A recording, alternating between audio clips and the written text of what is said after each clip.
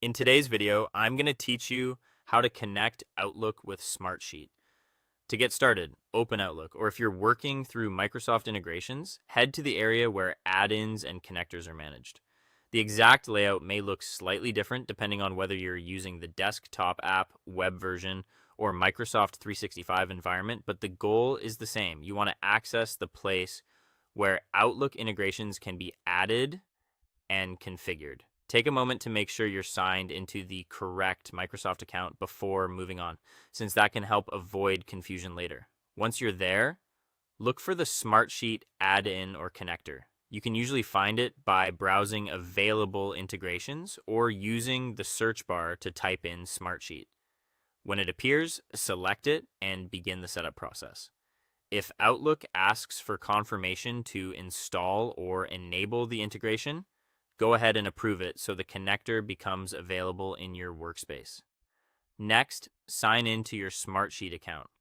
This step links Outlook to the correct Smartsheet environment, so make sure you're using the account that has access to the sheets you plan to work with. After signing in, Outlook or Smartsheet will likely ask you to grant permissions. Allow Outlook to connect with Smartsheet so the two platforms can share the information needed for the integration to work properly.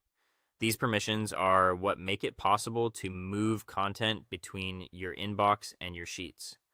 After the connection is authorized, choose how you want the integration to work. Depending on the options available, you may be able to send emails, attachments, or status updates directly into Smartsheet. Think about your workflow here. If you mainly track requests from incoming messages, sending email content into a sheet may be the best choice. If your team relies on documents or files, including attachments can be especially useful. From there, select the target sheet or the specific row where that information should go. This is an important step because it determines exactly where your Outlook content will land inside Smartsheet. Double check that you've chosen the correct sheet, especially if you manage multiple projects or teams. Finally, test the integration with a sample email or update. Send a simple message or use a basic update to confirm that everything is flowing into Smartsheet the way you expect.